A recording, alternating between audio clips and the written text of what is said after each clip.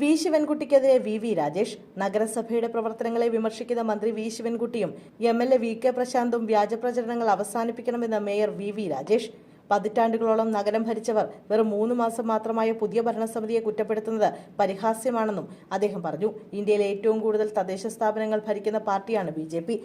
എങ്ങനെ ഭരിക്കണമെന്ന് തങ്ങളെ ആരും പഠിപ്പിക്കേണ്ടതില്ലെന്നും അതിന് കൃത്യമായ സംവിധാനങ്ങൾ പാർട്ടിക്കുണ്ടെന്നും മേയർ ഓർമ്മിപ്പിച്ചു. നഗരത്തിൽ കുടിവെള്ളം എത്തിക്കാൻ 24 മണിക്കൂറും പ്രവർത്തിക്കുന്ന ബാർ റൂം സജ്ജമാക്കിയിട്ടുണ്ട്.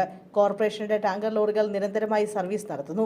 കേന്ദ്ര സർക്കാരിൽ സമ്മർദ്ദം ചെലുത്തി ആവശ്യമായ സഹായങ്ങൾ ഉറപ്പാക്കാൻ കോർപ്പറേഷന് സാധിക്കുമെന്നും അദ്ദേഹം പറഞ്ഞു. സ്മാർട്ട് സിറ്റി പദ്ധതിയുടെ ഭാഗമായി നിർമ്മിച്ച പല റോഡുകളിലും ഇപ്പോൾ വെള്ളക്കെട്ടാണ്. ബിസിനസ് മാത്രം ലക്ഷ്യമിട്ട് ബില്ലുകൾ ഒപ്പിട്ട് നൽകിയതല്ലാതെ കൃത്യമായ മേൽനോട്ടം മുൻ ഭരണസമിതി നടത്തിയില്ലെന്ന് മേയർ ആരോപിച്ചു. ലക്ഷങ്ങൾ മുടക്കി നിർമ്മിച്ച വാട്ടർ കിയോസ്കുകളും ഷീ ടോയ്ലറ്റുകളും മാസങ്ങൾക്കുള്ളിൽ തന്നെ പ്രവർത്തനരഹിതമായത് മുൻ ഭരണകാലത്താണ്.